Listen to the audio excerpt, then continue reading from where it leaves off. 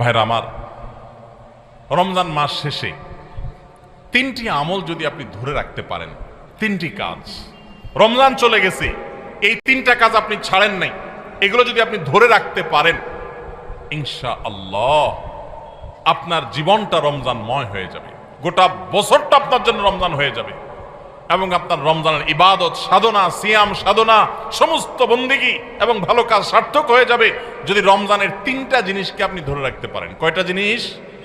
তিনটা। বলবো সেগুলা। নাম্বার 1, 5 ওয়াক্ত নামাজ। আমাদের অনেক ভাইরা আছি সারা বছর নামাজের ব্যাপারে গাফিলতি, উদাসীনতা করলেও রমজানে কোনো গাফিলতি করি নাই। আলহামদুলিল্লাহ, রমজান মাসটা পুরা মাস নামাজ পড়ার চেষ্টা করছি। অনেকে আছেন না, কিন্তু রমজানের পরে এখন আর নিয়মিত পারতেছেন না। ভাই, আর কিছু না পারেন, বেশি কিছু না পারেন, রমজানে যে 5 ওয়াক্ত নামাজের অভ্যাস করছেন ওই অভ্যাসটা ধরে রাখেন। মরণ পর্যন্ত 5 ওয়াক্ত নামাজে কোনো ছাড়, কম্প্রোমাইজ দিয়েন না, কোনো প্রকার ত্রুটি করিয়েন না। আল্লাহর কসম, ঈমানের পর 5 ওয়াক্ত নামাজের চাইতে গুরুত্বপূর্ণ কোনো আমল আল্লাহর জমিনে, কোরআন এবং হাদিসে আরেকটা নাই। নামাজের চাইতে গুরুত্বপূর্ণ কোনো আমল আছে?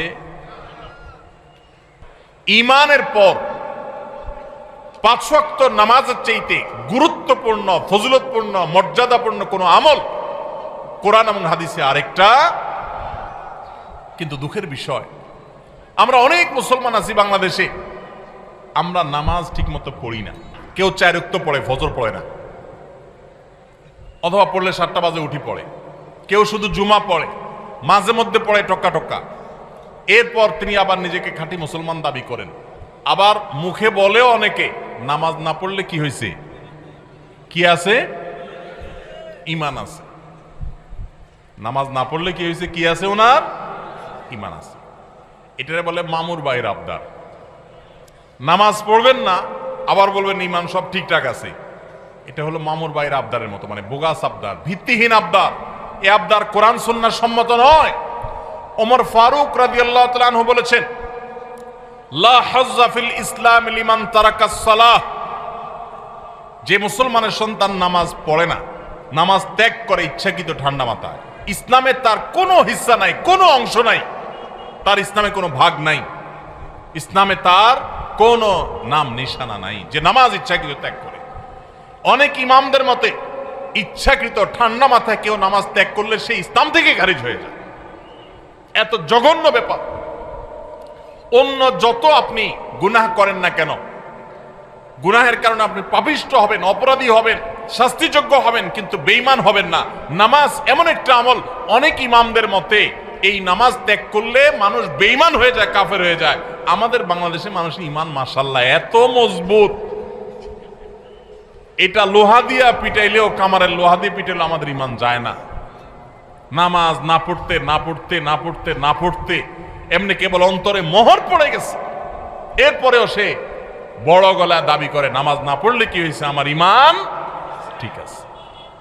ভাইরা আমার, রমাদানের এই আমলটা, 5 ওয়াক্ত নামাজ সময় মতো, পুরুষরা জামাতের সাথে, মা বোনরা ওয়াক্ত মতো। মা বোনদের একটা সমস্যা হলো, অনেক মা বোনরা জোহরের নামাজটা পড়েন 3টা, 3:30টার দিকে।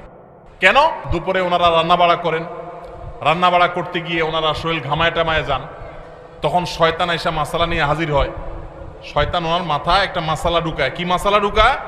বলে যে, দেখো বোন, তুমি এত কষ্ট করে এতক্ষণ রান্না বাড়া করলা, রান্না করে গেছো, গরমে ঘামায়া স্যাঁতস্যাঁতা হয়ে গেছো, এই শরীর নিয়ে তুমি আল্লাহর সামনে কেমনে দাঁড়াইবা বলো? তো এবার বোন শয়তানরে জিগায় মনে মনে আর কি, তাহলে কি করতে হবে?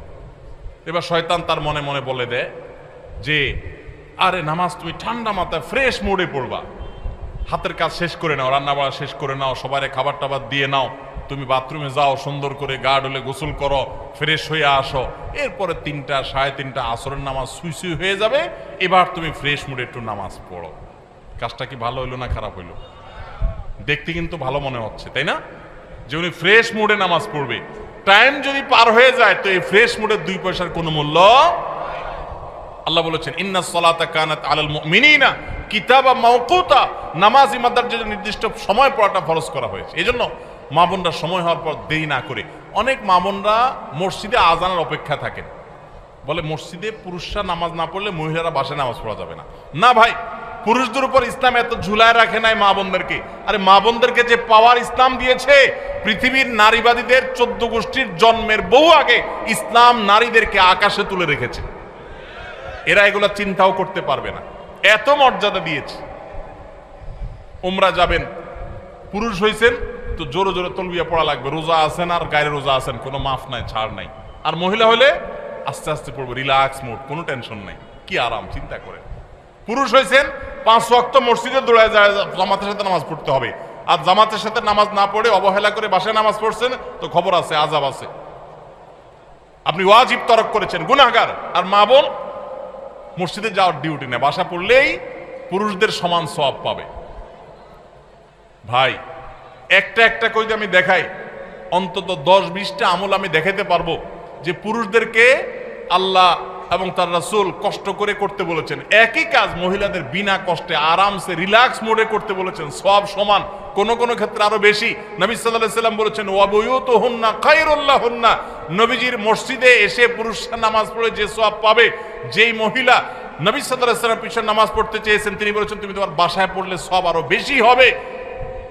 মা বোনদেরকে ইসলাম এত সুযোগ দিয়েছে। তো যাই হোক, এত সুযোগ পাওয়ার পরও অনেক মা বোন তারা হেলায় হারা রমজানের এই আমলটা যদি ধরে রাখতে পারেন, পুরুষরা ওয়াক্ত মতো জামাতের সাথে আর মা বোনরা ওয়াক্ত হয়ে গেলে নিজ জায়গায় দেরি না করে নামাজ পড়ে ফেলেন, ইনশাআল্লাহ আপনার রমজান 30 দিনের হবে না, আপনার রমজান 365 দিনের হবে।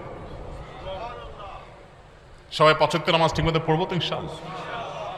যার 5 ওয়াক্ত নামাজ যত সুন্দর, সে তত আপার ক্লাসের মুসলমান, তার তাকওয়া তত স্ট্রং, তত মজবুত। যার নামাজ যত সুন্দর। নামাজ কিভাবে সুন্দর হয়? ধীরে সুস্থে পড়লে, সময় মতো পড়লে, মনোযোগ নিয়ে পড়লে, খুশু খুশুর সাথে পড়লে, সুন্দর কেরাত দিয়ে পড়লে, শুদ্ধ করে পড়লে, ভালোভাবে পড়লে, আস্তে আস্তে রুকু, আস্তে আস্তে সিজদা, সবকিছুতে গতি ভালো না ভাই। মোবাইল নেটে গতি ভালো, নামাজের মধ্যে গতি ভালো না। নামাজের গতি যত কম হবে, যত স্লো হবে, যত আস্তে আস্তে হবে, যত ধীরে ধীরে হবে, তত নামাজের মর্যাদা আল্লাহর কাছে বেশি হবে। আপনার মসজিদে যে মুসল্লি সবচেয়ে বেশি সময় নিয়ে নামাজ পড়ে, আপনি বুঝবেন এই লোকটা সবচেয়ে আপার ক্লাসের মুসলমান। নামাজের ক্ষেত্রে অন্তত, তার অন্য ক্ষেত্রে ত্রুটি থাকলে সে অবশ্যই দোষী হতে পারে, বাট নামাজটা তার সবচেয়ে সুন্দর, কারণ সে নামাজের সবচেয়ে বেশি সময় নিচ্ছে। এই জন্য সময় নিয়ে ধীরে ধীরে সুন্দর করে নামাজ পড়বো তো ইনশাআল্লাহ। রমজানে যারা নামাজ পড়ছেন ভাই, মরণ পর্যন্ত নামাজ পড়বেন। আপনারা কোরআনের একটা আয়াত শুনেছেন, জাহান্নামীদেরকে যখন জাহান্নামে নিক্ষেপ করা হবে, জাহান্নামীদের সাথে জান্নাতীদের কনভারসেশন হবে, কথোপকথন হবে। জাহান্নামীদেরকে জিজ্ঞাসা করা হবে মা সালাকাকুম ফি সাকার, তোমাদের কোন অপকর্মে, কোন বদভ্যাসে, কোন খারাপ কাজ তোমাদেরকে জাহান্নামে এনেছে বলো। তারা বলবে ভাই ক্বালু লাম নাকু মিনাল মুসাল্লিন, ক্বালু লাম নাকু মিনাল মুসাল্লিন। জাহান্নামীরা বলবে আমাদের যেই অপকর্মে, যেই পাপের কারণে আজ জাহান্নামে আসতে হয়েছে, সে পাপ হলো যে আমরা মুসল্লি ছিলাম না দুনিয়াতে, 5 ওয়াক্ত নামাজ ঠিকমতো পড়তাম না। ভাইরে, যা করেন না করেন সবকিছুর আগে 5 ওয়াক্ত নামাজটা ঠিক করেন। ইমানদারের জীবন যাবে, নামাজ যেতে পারে না ভাই, কোনো অবস্থাতে না, কোনো অবস্থাতে না। নামাজ ত্যাগ করার কোনো সুযোগ নেই। নামাজ এমন ইবাদত, দেখেন আপনার কাছে যদি পানি না থাকে, ওযু করার মতো পানি না থাকে, তাহলে তো নামাজ মাফ নাকি? যে পানি নাই বেচারা কি করবে? পানি না থাকলে কি করতে হবে? মাটি দিয়ে তায়াম্মুম করতে হবে। আপনার সতর ঢাকতে হয় নামাজের জন্য, পুরুষের নাভি থেকে হাঁটু পর্যন্ত। সতর ঢাকার মতো কাপড়ও যদি না থাকে, এরকম কোন পরিস্থিতি আল্লাহ না করুন যদি আপনি পড়েন, তাহলে তো নামাজ মাফ নাকি? জি না। ওই অবস্থায় নামাজ পড়তে হবে। কেউ কেবলা কোন দিকে, কেবলার দিকে নামাজ পড়া ফরজ, এটা নামাজের শর্ত যে কেবলামুখী হওয়া। এখন কেবলা কোন দিকে আপনি কোনোভাবে জানতে পারছেন না, আকাশ মেঘলা বা কোনো কারণে এমন জায়গায় আছেন সূর্য দেখছেন না, কোনো কম্পাস নাই, এমন জায়গায় আছেন কেবলা কোন দিকে আপনি সেটা ফাইন্ড করতে পারছেন না। তো ফাইন্ড আউট করতে না পারলে, কেবলা নিরূপণ করতে না পারলে নামাজ মাফ নাকি? তাহলে কি করবে?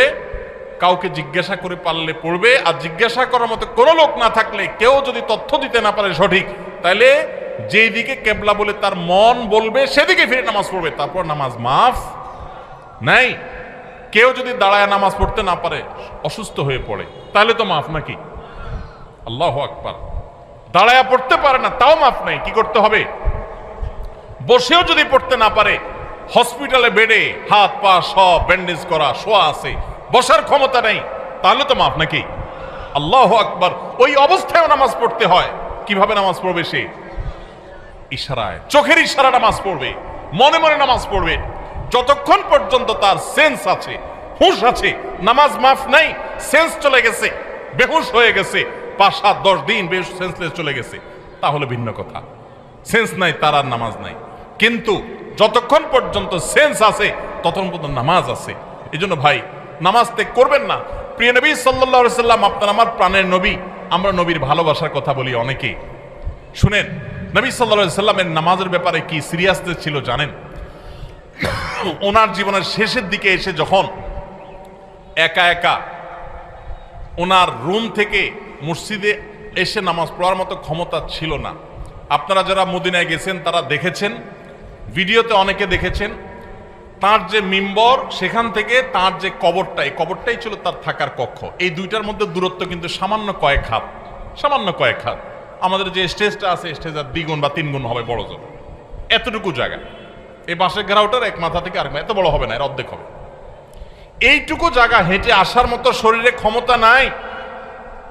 তখন পর্যন্ত প্রিয় নবী সাল্লাল্লাহু আলাইহি সাল্লাম তার এক হাত আলী রাদিয়াল্লাহু তাআলা আনহুর কাঁধে, আরেক হাত আব্বাস রাদিয়াল্লাহু তাআলা আনহুর কাঁধে দিয়ে, 2 সাহাবীর কাঁধে 2টা হাত দিয়ে পুরা শরীরের ভার তাদের উপর ছেড়ে দিয়ে 2টা পা মোবারক মাটিতে রেখে দাঁড়াবেন, সেই শক্তি ছিল না মৃত্যুর আগ মুহূর্তে।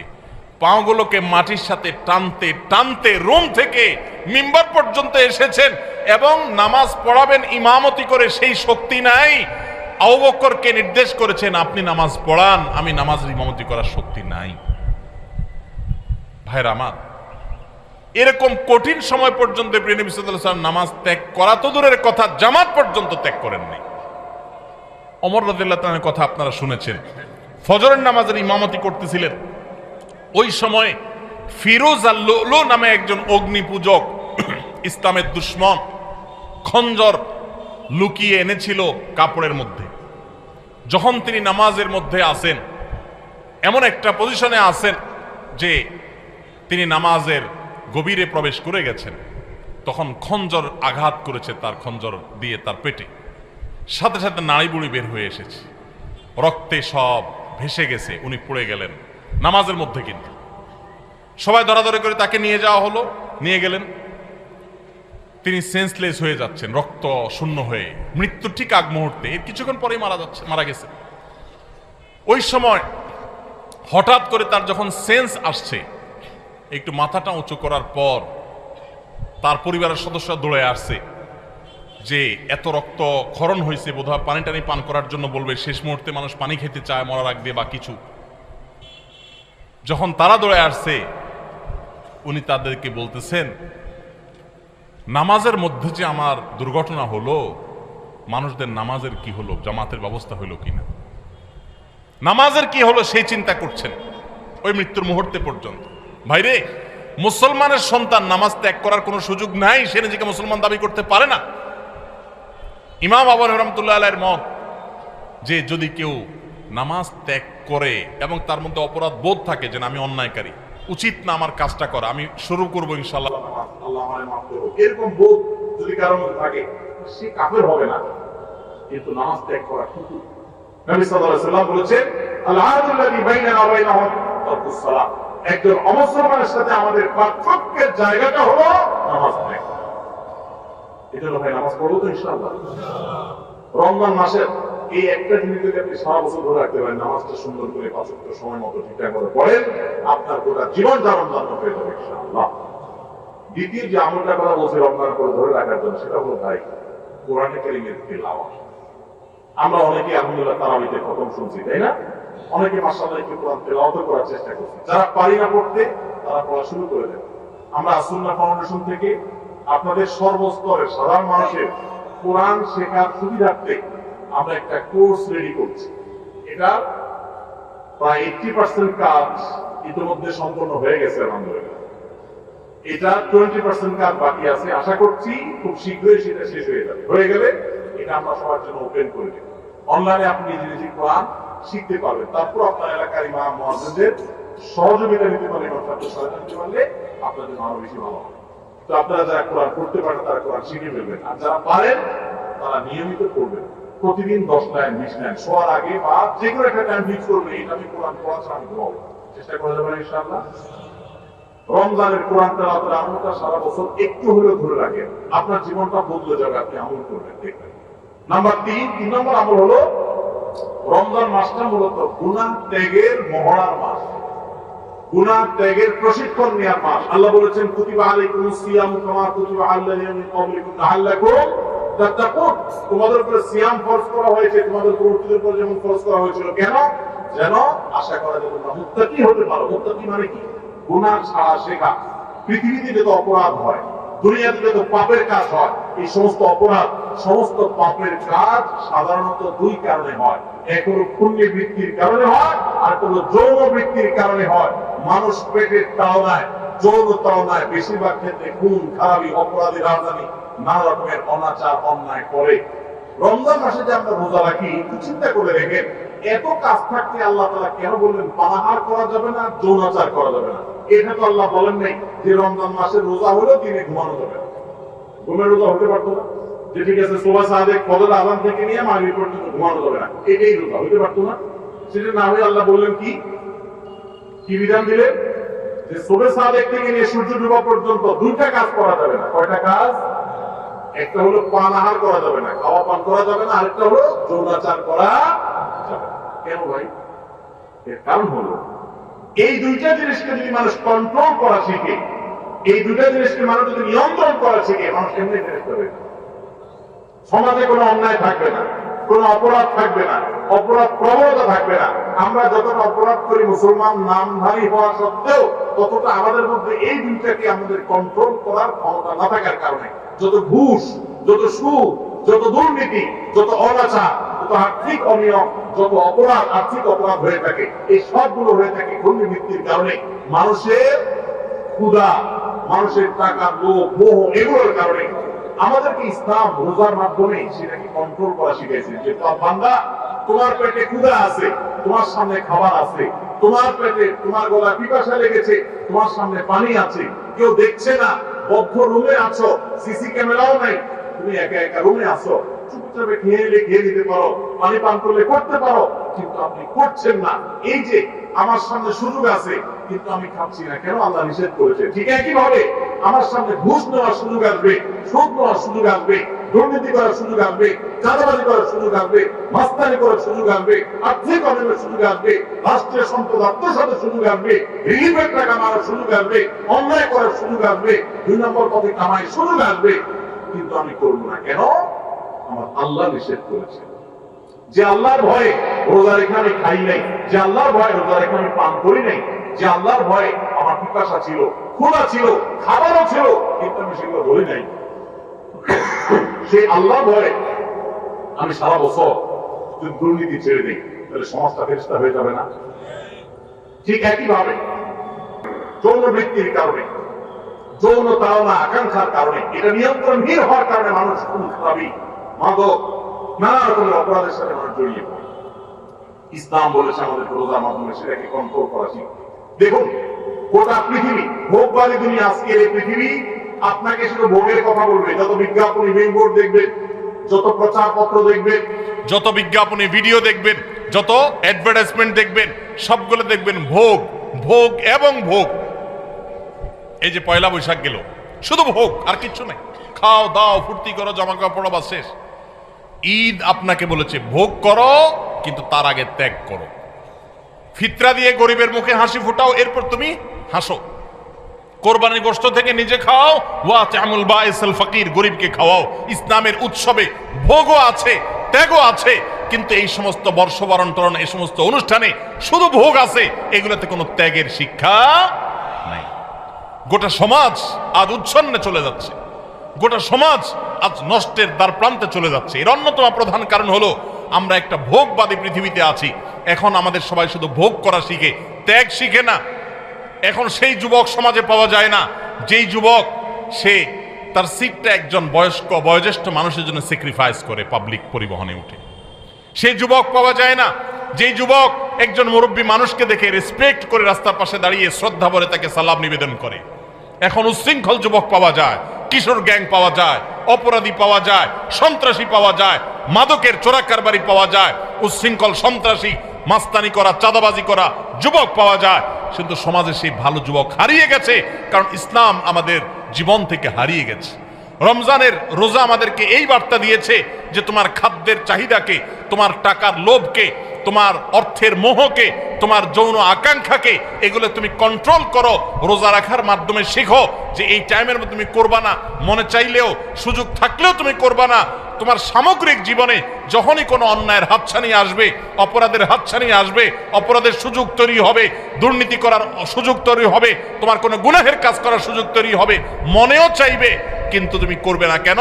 কারণ আল্লাহ নিষেধ করেছেন, কেউ দেখছে না, আল্লাহ দেখছেন। আল্লাহর ভয় তুমি নিয়ন্ত্রণ করবে। এই নিয়ন্ত্রণটাই রোজা মাস আমাদেরকে শিক্ষা দেয়।